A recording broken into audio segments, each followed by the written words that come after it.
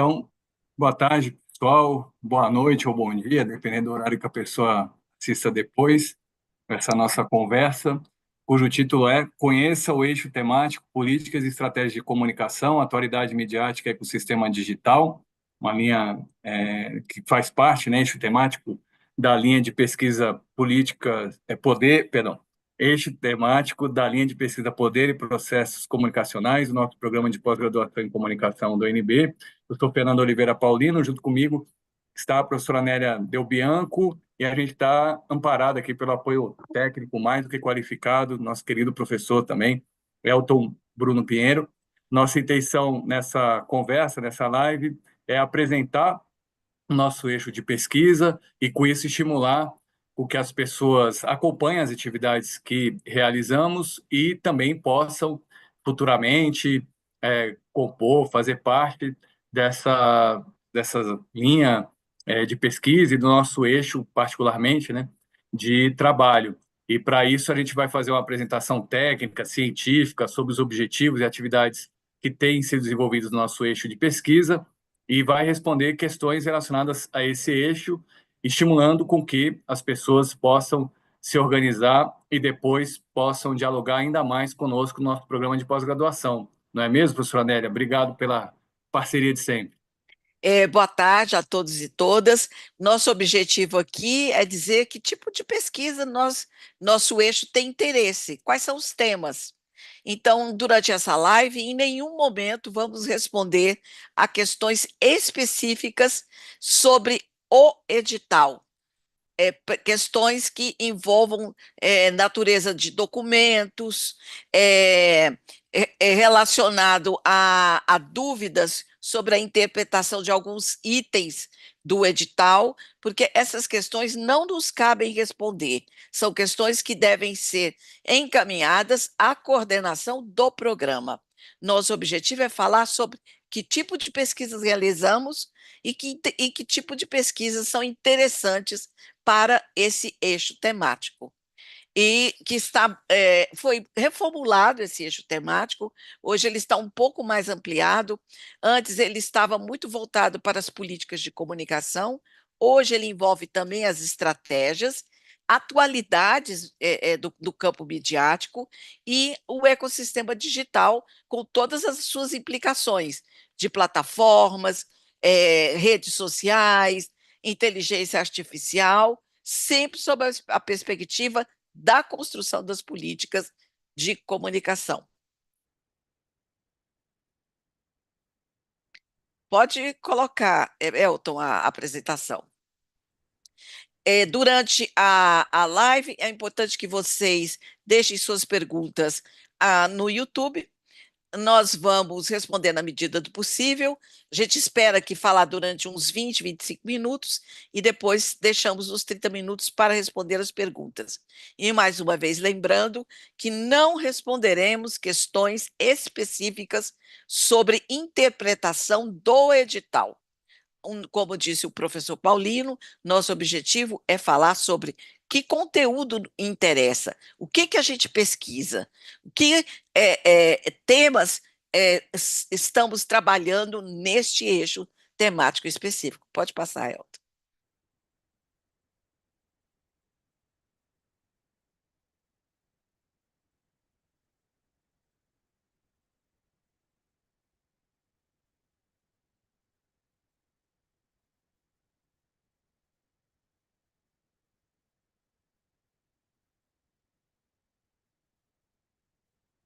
Paulino?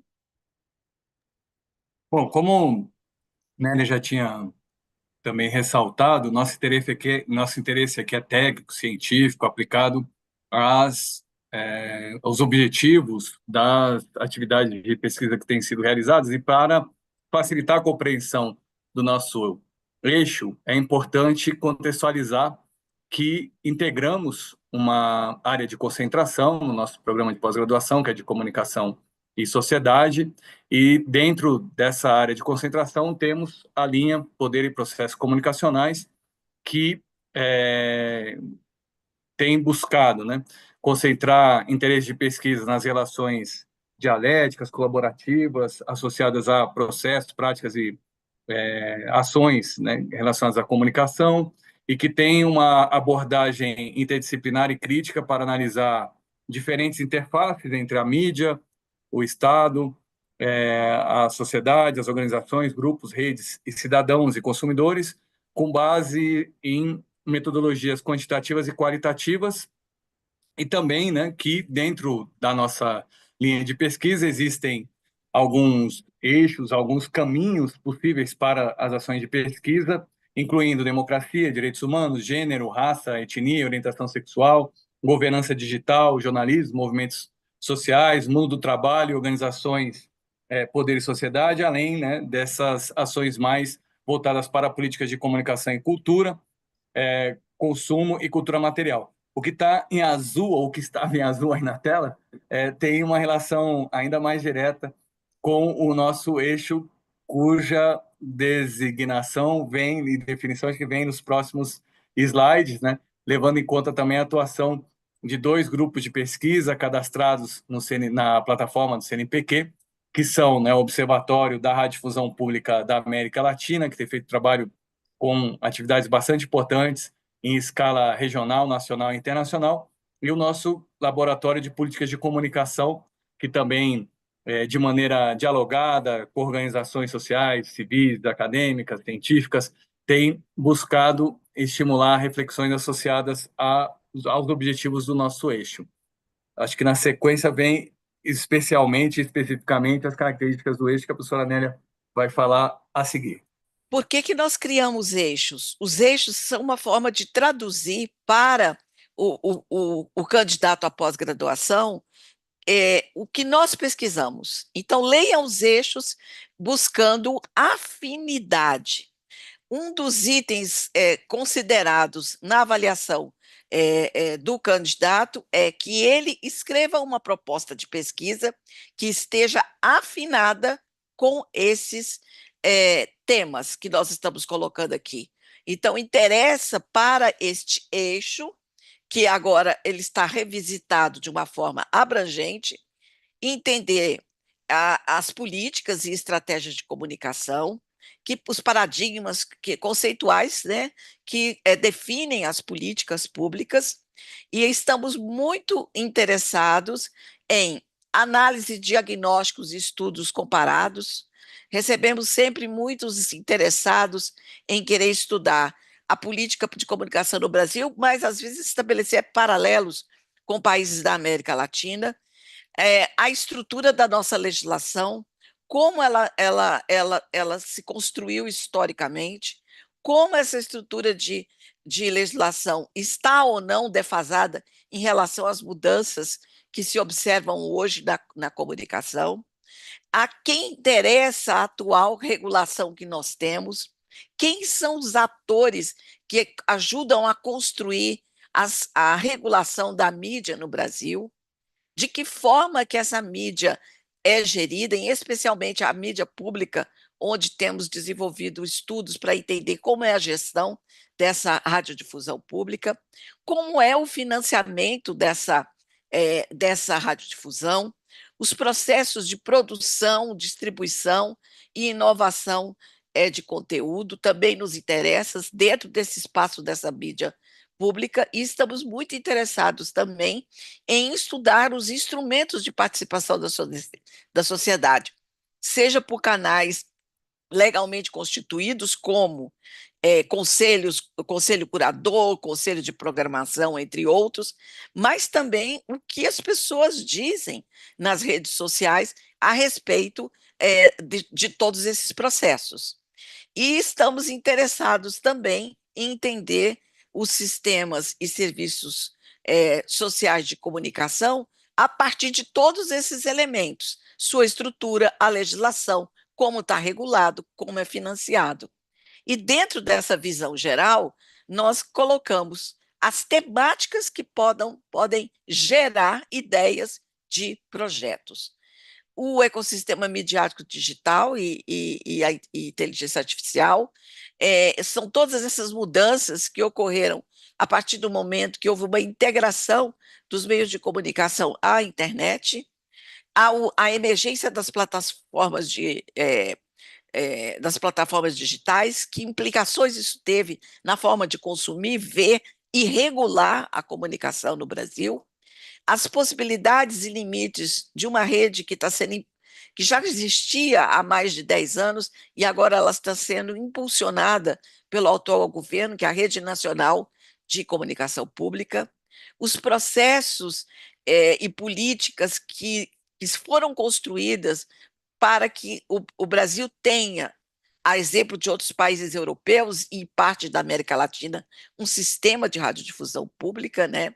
Mas também nos interessa a, a, a, as emissoras, como funcionam as emissoras privadas, como é o processo de concessão de outorgas, como a comunicação comunitária funciona, que tipo de impasses ela enfrenta hoje.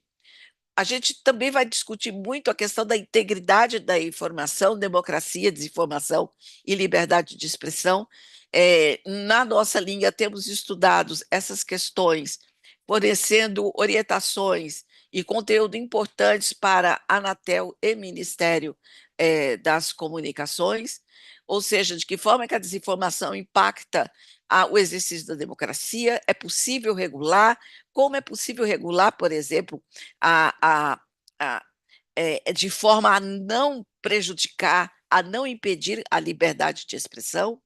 Também estamos interessados em entender um pouco mais de um novo tipo de internet que está surgindo, em que as pessoas, denominada 3.0, que implica em que as pessoas possam ter um domínio dos seus próprios dados, porque hoje o que nós sabemos é que tudo que nós deixamos na internet, tudo isso vira rastros, e esses rastros são dados, e dados hoje é como se fosse uma mercadoria, e essa mercadoria é comercializada, vendida e orienta a publicidade digital. Interessa saber o que vai mudar com a televisão 3.0, que está prevista para iniciar daqui a um ano, né? Pelo menos das grandes cidades, e depois ela vai para o processo de interiorização. Hoje o streaming faz uma concorrência muito grande com a televisão digital, com a TV aberta. Como é que isso vai impactar na regulação do streaming e os processos de plataformização da mídia? O fato de que toda a mídia tradicional hoje ou está inserida numa grande plataforma ou está criando suas próprias plataformas. De uma forma geral, como a internet pode colaborar para a afirmação dos direitos humanos e, ao mesmo tempo, preservando a liberdade de expressão, mas não deixando que a desinformação seja um fator que vá determinar e orientar a decisão das pessoas sobre o futuro em processos eleitorais ou em outras questões polêmicas. Também estamos interessados na educação midiática. Há um ano, o governo lançou uma política, já desenhou uma estratégia que está em fase de implementação. Paulino, acho que esses outros temas dizem muito respeito a você, especialmente. Uhum.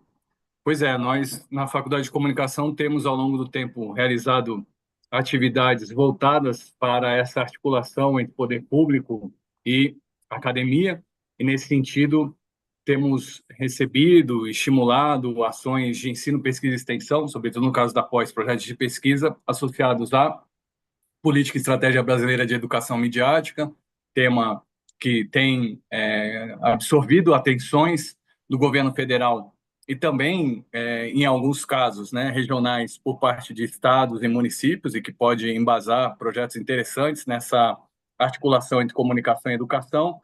Também temos uma trajetória já estabelecida de dissertações e teses relacionadas à comunicação, participação social e sistema de prestação de contas. Esse princípio da accountability tem orientado muitas pesquisas que podem ser encontradas nos nossos na biblioteca digital de dissertações e teses, por exemplo, né, da UNB. Além disso, ao longo do tempo, foram realizadas ações voltadas para o acesso à informação, que contribuíram, inclusive, para a aprovação da Lei de Acesso à Informação e para políticas públicas nessa área, o que dialoga também com outro tópico inserido no slide, né, que são as inserções e articulações relacionadas à política de comunicação da ciência, política de comunicação da ciência e da cultura. Então, várias atividades voltadas para políticas de, por exemplo, comunicação pública da ciência, por um lado, e de políticas culturais têm sido realizadas no nosso programa de pós-graduação em comunicação, e mais recentemente, sob estímulo, né, de pessoas como a professora Anélia, um tempo atrás o professor Carlos Eduardo, hoje em dia, de uma maneira bastante ativa, o professor Elton, temos acompanhado projetos de pesquisa voltados para rádio, podcast, inovação e interesse público, o que tem também contribuído para que pessoas interessadas em pesquisa nessa área nos procurem no âmbito do programa de pós-graduação. Acho que com isso a gente passaria desses tópicos do eixo para os próximos slides, que tem mais indicações e estímulo para que as pessoas busquem o edital que foi publicado recentemente e que pode dar orientações no âmbito da mecânica de seleção, de como que a pessoa interessada pode se candidatar. E aí eu recomendo desde já, né, que as pessoas que estejam nessa condição que procurem diretamente o programa de pós-graduação, como você anunciou desde o início dessa nossa conversa, né, para se orientar em relação a essas etapas, esses procedimentos, no caso de dúvidas. Mas, de qualquer forma, no site, como pode ser observado aí desde já na tela, tem no site do nosso programa de pós-graduação em comunicação todas as orientações, informações voltadas para essa seleção, inclusive com indicação do número de vagas e as formas de seleção que são realizadas, né, e que não compõem aqui o interesse central, digamos, dessa nossa conversa, que é mais voltada para a apresentação do nosso eixo, sob o ponto de vista das atividades científicas que têm sido realizadas no âmbito, né, das nossos interesses e áreas afins. Não sei se com isso a gente conseguiria encerrar essa primeira fase, digamos, da conversa, né? Ou você gostaria de agregar Ah, outras eu, informações? eu gostaria de falar um pouquinho sobre o projeto de pesquisa, mas para isso a gente preparou um outro slide, porque aqui, ao se propor a falar do projeto de pesquisa, volta um pouquinho, Elton, por favor. Ao falar do projeto de pesquisa, eu não quero aqui nessa live cometer eh, o que poderia ser um erro de dizer o que deve ser escrito em cada um desses itens, mas sim conversar com vocês sobre uma postura para fazer o projeto, que talvez essa postura seja mais importante no momento da elaboração e que a partir dessa construção que se dá antes da escrita, atendendo aos itens que estão neste projeto, neste roteiro proposto pelo edital, que as pessoas pensem antes de escrever. Então, eu vou partilhar aqui, o Elton pode suspender esse partilhamento. É apenas algo assim para vocês pensarem. Não é algo que está vinculado a item por item desse projeto. Então, observem bem que o que a gente quer que vocês pensem é como começa. E esse como começa diz tudo de como você vai fazer lá na frente. Então, eles são mais questões que levam a você a pensar.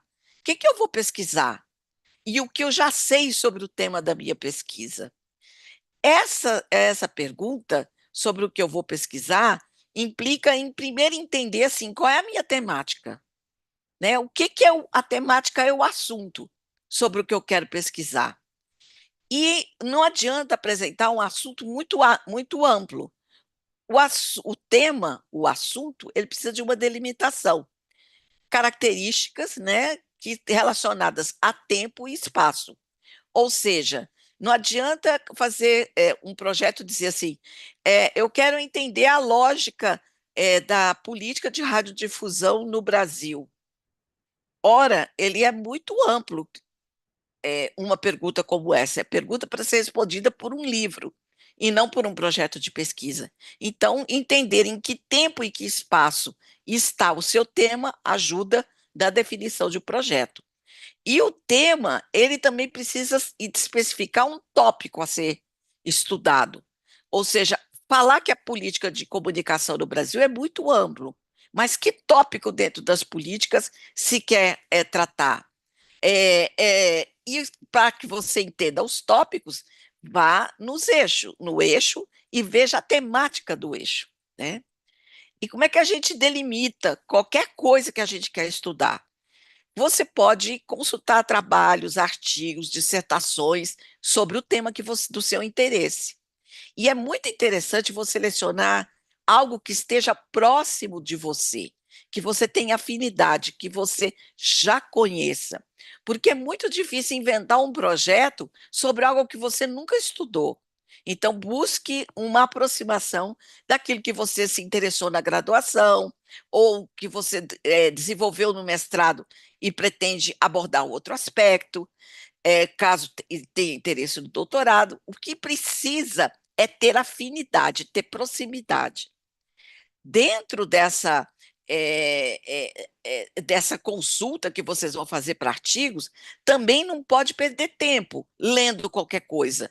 Então, você tem que selecionar os trabalhos que estão mais próximos do seu objetivo. Porque se você não lê o que os outros já escreveram, você não pode escrever sobre algo novo. Porque a leitura prévia, ela ajuda a identificar um aspecto não discutido. O que interessa num projeto de pesquisa é algo que pode ser um tema muito conhecido, mas um aspecto que ainda ninguém falou sobre ele. Aí é que está a novidade do seu projeto.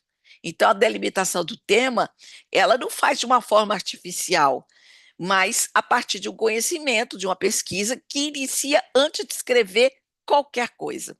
Então, essa delimitação do objeto, a partir da consulta e da leitura, ajuda muito a escrever um projeto. Usando aqui uma figura, você pode dizer assim que o tema ele é amplo, mas mesmo que ele seja amplo, eu preciso dar uma reduzida com características de tempo e características que me permita selecionar algo, um tópico dentro dele. Então, o que eu sei sobre esse tópico? Qual é a polêmica que existe em relação a esse tópico? Para depois eu fazer um recorte. O recorte ele deriva de um problema que eu desejo analisar. Então, por exemplo, tudo que eu quero pesquisar, ele precisa ter uma relação observável, real, e tem que ter uma delimitação e uma caracterização. Eu preciso apresentar como é que ele se configura, qual a origem dele, como ele se apresenta. Quando eu escrevo sobre isso, eu já tenho elementos para fazer partes do projeto de pesquisa. O que é um problema de pesquisa? Um problema de pesquisa ele é fundamental num projeto.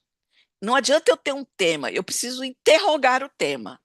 O que você não sabe ou não entende, mas que você deseja conhecer ou entender? Então, as perguntas de pesquisa, elas sempre começam com quem, perguntas que começam com quem, quando, onde, elas se referem a fatos. Agora, a pergunta de pesquisa é outra. Como tal coisa acontece? Por que acontece? Então, evitem coisas do tipo assim, como tal coisa contribui para uma situação e, especialmente, se você não vai pesquisar tal coisa. Então, é assim, qual é o impacto de uma situação X numa outra questão? Sendo que seu objetivo é pesquisar apenas uma delas e não as duas. Então, evitem coisas do tipo impacto, influência, contribui, porque você tem que avaliar muito bem o que é que você está querendo saber. E o que você tem que saber tem que ser realizável num tempo específico.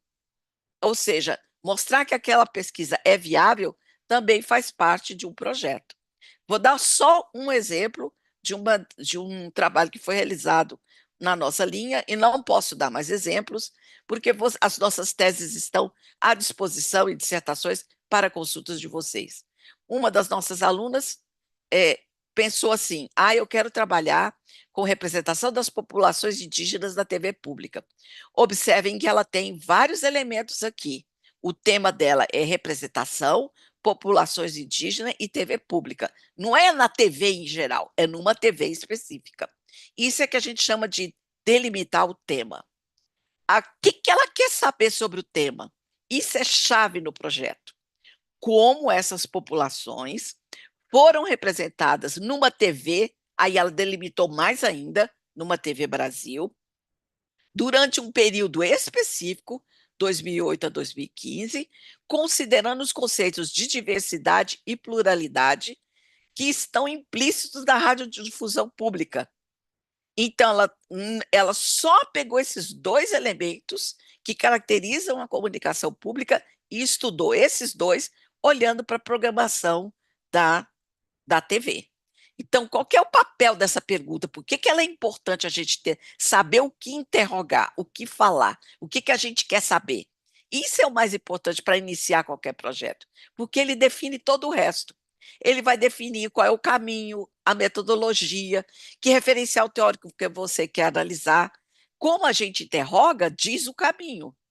Então, a pergunta é que ela precisa ser um caminho que só pode ser respondido por pesquisa, para além do senso comum. Então, não é uma pergunta retórica e nem uma pergunta ideológica, onde em si ela já contém uma resposta. Então, às vezes, a gente precisa reduzir as coisas a um caso, como no exemplo que eu citei. Qual o caso que ela estudou? Um caso específico da TV Brasil, porque lá no tema é TV pública, que poderia ser a TV Cultura, que poderia ser N outras televisões públicas, mas ela escolheu uma para estudar. O importante é fechar o foco. Tem muita gente que tem medo de fechar o foco, porque acha que vai deixar alguma coisa de fora. Mas abandonar outros aspectos é uma sabedoria, porque você pode concentrar num foco só e hierarquizar a partir daquele foco uma série de ideias, todas relacionadas com aquele foco. Então, algumas perguntas, às vezes, procuram entender causa dos eventos, né? O que levou, por exemplo, à construção do processo de regulação da radiodifusão no Brasil? É uma pergunta que requer esforço de pesquisa muito grande para reconstruir uma história de como se chegou àquela situação. Outras podem levar você a descrever como isso acontece. E outras podem ir mais fundo, no caso do doutorado, que eu quero compreender e interpretar um fenômeno. Então, nós temos o professor José Luiz Braga, procurem textos dele na internet. O professor José Luiz foi do nosso programa ali nos anos 80. Ele escreve muito sobre projeto de pesquisa e as, as orientações dele são muito precisas. Ele diz assim: olha, se a gente quer começar, escreva o que eu já sei, mas não é o que eu já sei só da minha cabeça, é o que eu já sei das leituras, organizado, de forma que está sistematizado, que eu fiz uma síntese dos textos. Utilize a minha curiosidade. Eu posso ter muitas perguntas sobre aquele tema. E ele diz assim: comece a escrever as perguntas. Depois ele diz: olha, a gente tem que separar a pergunta prática, que requer ação, por exemplo, o que fazer para mudar a realidade X, daquelas que podem ajudar a encontrar caminho para a compreensão, que é a ideia do projeto de pesquisa. Então, o projeto de pesquisa não é para encontrar solução, ele é para analisar, e compreender e interpretar. Depois ele disse assim: olha, separa essas perguntas amplas demais, muito genéricas, e se concentrem num conhecimento específico, um estudo de caso, uma observação que inquieta você. Aí ele diz: olha, escreva um pequeno texto, porque ele é interessante para você configurar uma curiosidade sobre o tema. Então, antes de escrever o projeto dentro daquelas dimensões, tenha um resumo para você do que você quer pesquisar. Isso é muito importante para começar. E aí você pode prefigurar as observações a partir desse resumo, porque ele é um bom teste de qualidade para ver se você tem ou não tem um bom problema de pesquisa. E, por fim, é o último slide, confronte tudo que você faz. Confronte a pergunta de pesquisa. O problema justifica a realização da pesquisa? Ele é relevante? Outras pessoas já estudaram? Por que eu vou estudar fazendo o mesmo caminho que as outras pessoas já fizeram? Não faz sentido, né? A pergunta é compreensível? Leia para sua mãe, leia para o namorado. Ele vai dizer: o que você quer pesquisar mesmo? Essa pergunta em pesquisa, uma pergunta precisa ser clara, de forma que qualquer pessoa possa compreender sobre o que você pesquisou. Essa pesquisa é viável, é factível, você dá conta de fazer ela? O local ou a situação a ser analisada é acessível? Você pode, por exemplo, eu vou estudar educação digital e vou conhecer a realidade de 5 escolas. Eu tenho condições de entrar nessas escolas, as escolas vão me receber, então tem que pensar nisso, até que ponto você tem acesso àquelas fontes.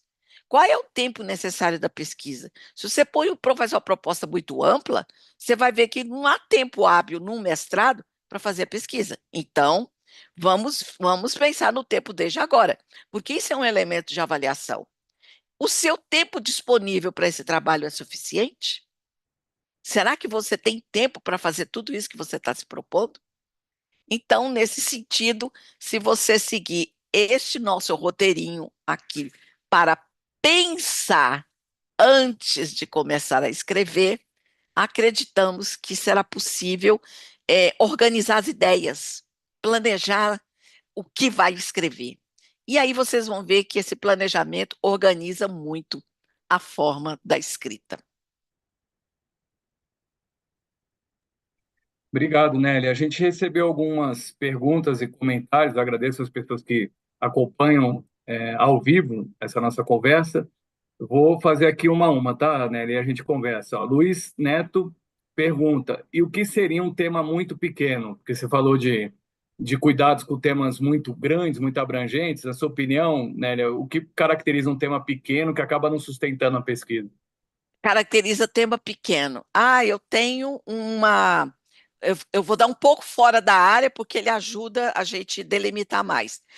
Eu quero fazer análise de uma cobertura jornalística, e que pode ser até mesmo uma cobertura jornalística sobre a discussão no Congresso Nacional sobre uma lei, como a lei de regulação das plataformas. Essa discussão é longa. Se vocês forem entender todo o processo, isso é interesse da linha de pesquisa, se vocês forem entender todo o processo de discussão da lei de regulação das plataformas, você vai ver que vai ter material para 1 ou 2 anos. É muito longo. Mas você pode querer não se interessar sobre o que os deputados discutiram durante aquela trajetória, mas você quer saber como a imprensa repercutiu essa discussão. Uma estratégia não é ler todos os jornais, já começa a ter que reduzir. Quais são os jornais? Você pode usar um jornal de referência. Pode fazer outro recorte. Eu vou analisar todo o período em que o projeto esteve em discussão. É largo demais, muito largo, porque às vezes tem projetos que levam 1 ou 2 anos. Mas eu posso escolher picos de intensidade da cobertura da imprensa. Quando se dá, por exemplo, votação em plenário, ou uma comissão de debate sobre aquele tema. E o que eu não posso é pegar uma comissão de debate sobre o tema e fazer a análise dela. Porque aí é cortar demais. Eu simplesmente tiro tudo do contexto e não entendo por que aquela comissão especial para debater aquele tema foi realizada.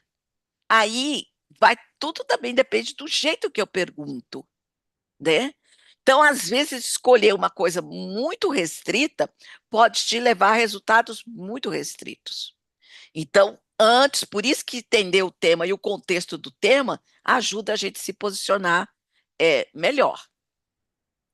E essa preocupação que você manifesta, né, acho que dialoga também com a questão que a Nathalie ou Nathalie, perdão, apresenta como delimitar um tempo específico, como no exemplo dado de 2008 a 2015. Acho que também nessa busca de equilíbrio na composição, montagem, elaboração da amostra que vai ser estudada, né, Nélia?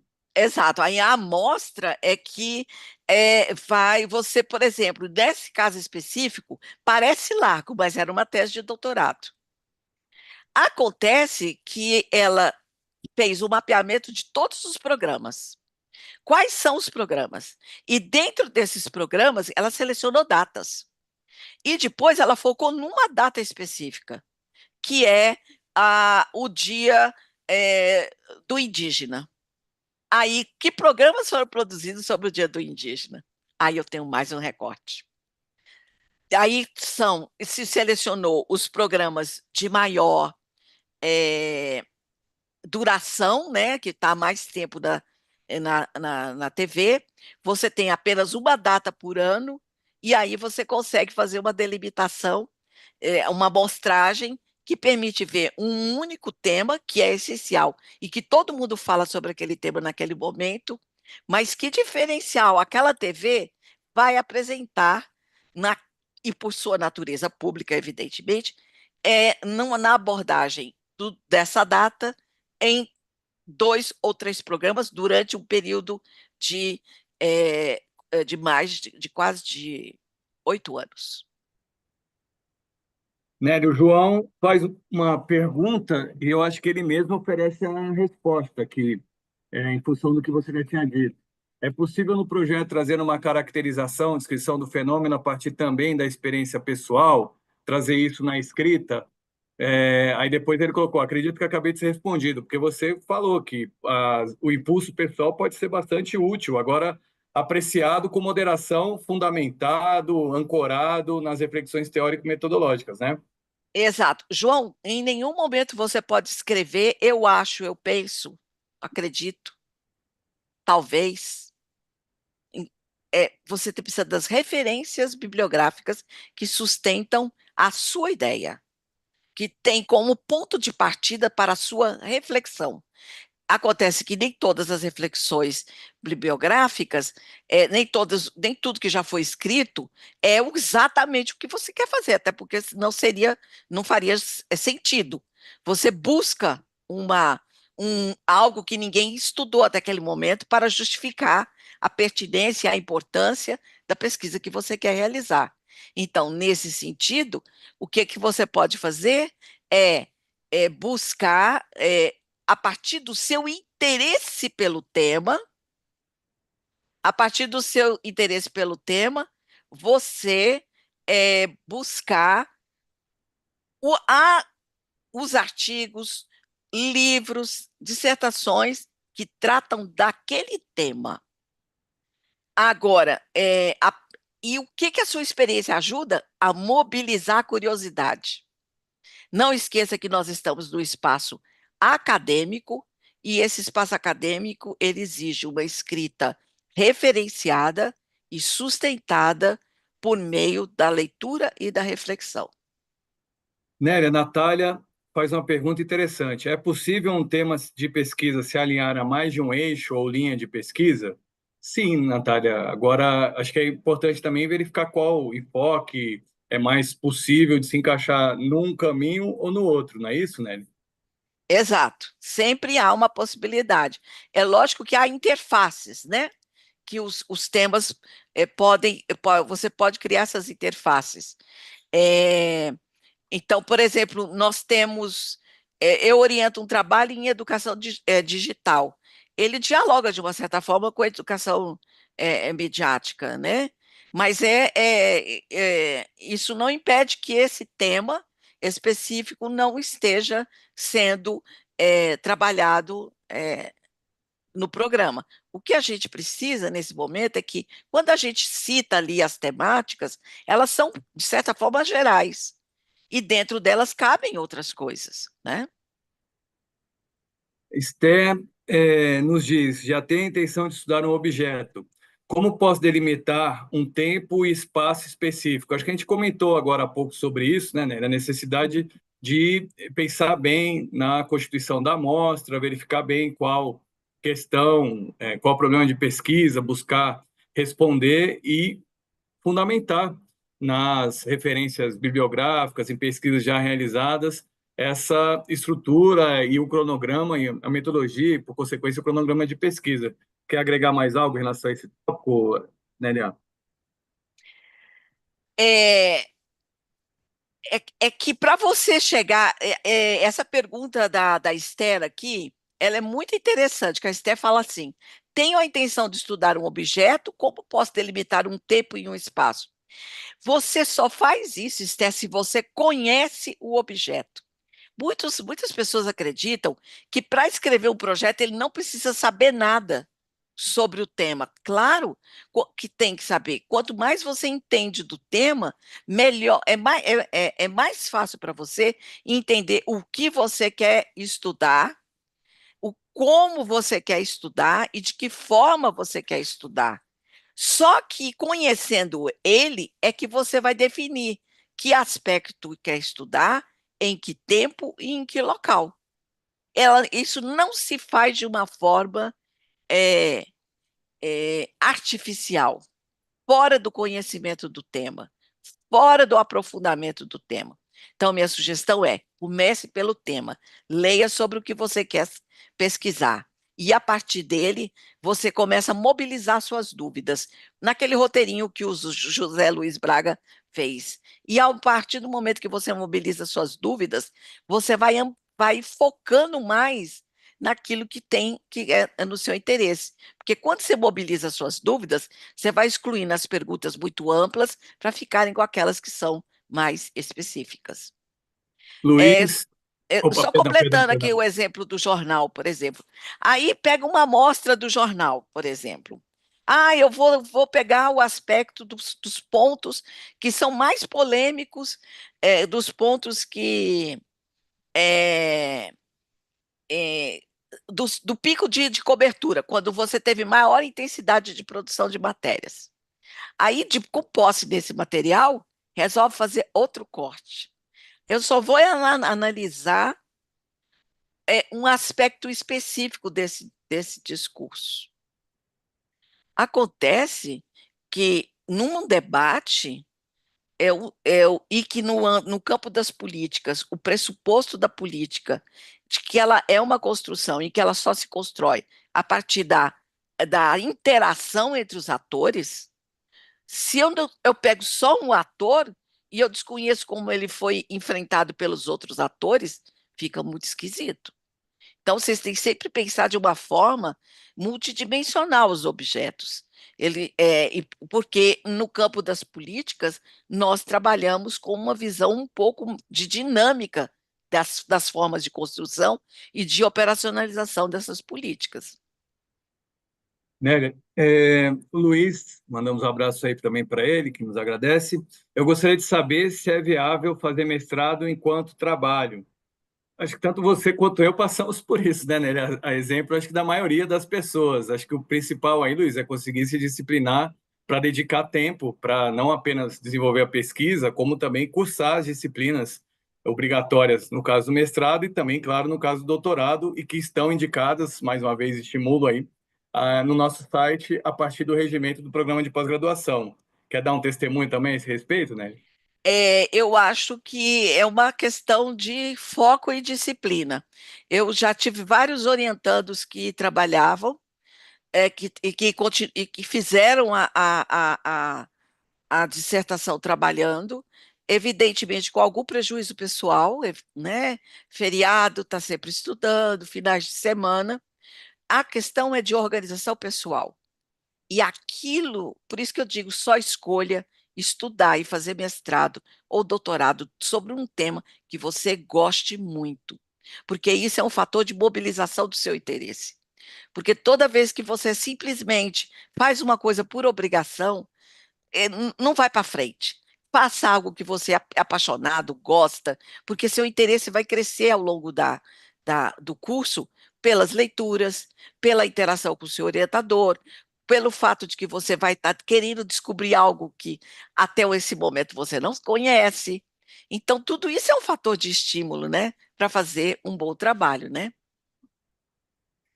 Nélia, talvez as últimas perguntas, né? O tempo está quase se esgotando, mas acho que ainda dá para a gente conversar a partir de questões como a do Renan. Sou aluno de uma instituição superior privada, mas tenho dificuldade de conseguir um professor orientador. O que devo fazer? Renan, acho que uma sugestão que a gente já fez aqui é acompanhar os nossos canais de comunicação, do programa de pós-graduação, as mídias sociais que o programa administra e, sobretudo, lá no site do programa olhar quais são as linhas de pesquisa das pessoas que integram o programa, olhar os trabalhos orientados ao longo do tempo, e isso pode contribuir para você se situar em relação a que pesquisas estão sendo desenvolvidas e até qualificar o seu contato com possíveis orientadoras, orientadores. No caso do nosso programa, a gente também tem um outro caminho, que são as disciplinas de alunos abertas à participação de alunos especiais, que acabam ajudando nesse contato, enfim, e nesse ajuste, digamos, de interesses entre quem quer entrar no programa e as atividades que estão já sendo desenvolvidas. Não é isso, Nelly? Renan, infelizmente a gente não pode proceder, dar qualquer tipo de orientação sobre uma relação sua com a sua instituição. A única coisa que a gente pode dizer é sempre procurar o seu coordenador, o gestor daquele programa, expor a situação e conversar com ele. Tudo nesse mundo começa com a conversa, com a exposição de uma preocupação, de um problema, de uma forma bastante equilibrada, e tentando buscar um caminho para uma solução. E talvez a última pergunta que a gente tem aqui, Márcio, essencialmente, qual é a diferença de um projeto de mestrado para um projeto de doutorado? Seria o caráter de ineditismo? Não só, né, Nélia? Não. O doutorado tem uma coisa que está lá no roteiro do projeto, é o estado da arte. Ele precisa partir de um ponto bastante sólido que mostre que ele conhece o que vai pesquisar, aprofundou a sua pesquisa sobre outras dissertações, artigos e teses feitas sobre aquele tema, e que ele vai buscar algo que ainda não foi falado, não foi pesquisado, não foi investigado. Esse ineditismo, ele é muito relativo. Um tema pode ser conhecido, mas uma abordagem nova sobre tema conhecido é importante. Ou lançar sobre um tema conhecido uma outra abordagem metodológica. Outra questão importante no doutorado, a parte metodológica precisa ser muito aprofundada. Ele precisa demonstrar que tudo que aprendeu ali no mestrado sobre metodologia e colocá-lo a serviço de um projeto de doutorado. O doutorado tem maior densidade teórico-metodológica, ele requer que um domínio maior da literatura, que mostre isso no seu processo seletivo, e que ele fique muito atento à necessidade de apresentar algo mais maduro, que comprove que ele já tem uma trajetória e que ele quer crescer nessa trajetória. Bom, Nelly, acho que com isso a gente está em condições de encerrar essa live, agradecendo mais uma vez as pessoas que participaram, acompanharam, enviaram questões, na expectativa de que se aproximem, acompanhem as atividades do nosso programa. Mais uma vez convido a entrarem no site do programa de pós-graduação em comunicação da Faculdade de Comunicação da Universidade de Brasília e nas mídias sociais que o nosso PPG tem desenvolvido. Queria agradecer também, Nélia, não só esse nosso diálogo, mas o apoio e a participação decisiva do professor Elton nas atividades que temos realizado, e passo a você para as considerações finais, Nelly. Agradeço as perguntas, foram todas muito interessantes. É, Peço a vocês, caso tenham qualquer dúvida sobre o edital, leu, não entendeu algum artigo, procure a coordenação do programa pelos canais disponíveis que estão dentro do edital.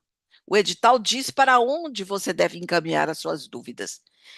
O que nós dissemos aqui se limita à compreensão de um campo de pesquisa específico dentro de um programa. Nós somos apenas um eixo entre outros que existe ali no programa. Portanto, a nossa orientação não é do tipo faça isso e faça aquilo. Estamos apenas mostrando para vocês o que você precisa pensar. Quem constrói o caminho é você, mas é um caminho que passa necessariamente pela reflexão, pela leitura, por uma consciência maior do que quer pesquisar, sabendo interrogar a si mesmo de uma forma mais efetiva para que você possa conseguir êxito na elaboração de um projeto consistente. Essa é a questão fundamental. Mais uma vez, muito obrigada.